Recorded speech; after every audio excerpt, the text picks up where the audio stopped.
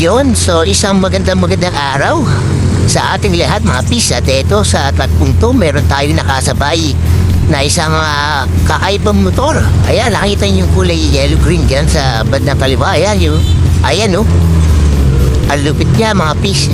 Hindi ko maintindihan kung inline 2, inline 3, or inline 4 yung kanyang motorhiklo. Pero ang ganda, maganda yung tunog. Interesting kumbaga. Kakaiba eh. Ayan o. Ayan. Hintayin natin siya. Lalapit yan eh. Makakasabay natin yan eh. Dito eh. Sa bandang to eh. Ayan na. Ayan na siya. Ayan na. Ayan na. Napakatagal naman. Ayan na. Ayan na ang tropa. Ayun o. Kita nyo naman. Narinig niyo ba yung tulog na yun? Ayan na siya. Ayun o. Iyan o. Nagkaamo yan.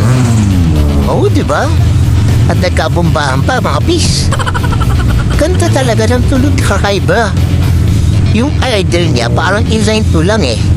Pero yung pagbomba niya, pag binobomba niya na, parang inline 3 na inline 4 na iwan. Ayan. Ayun o. Oh, ayos eh, no? Yan, QJ Moto nga pala yung kanyang motor.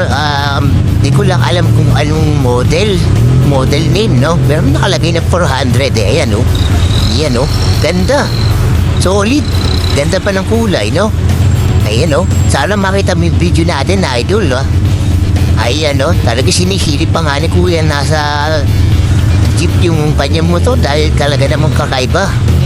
Solid na solid. Ayan. Ayos na ayos yung motor na idol. Talaga namang out of this world. Kaya sana magkasabay tayo ulit. At tayo magkakilanlanan. Yun no. Ayan. Hanggang sa muli idol. Shoutout sa'yo. Ride safe.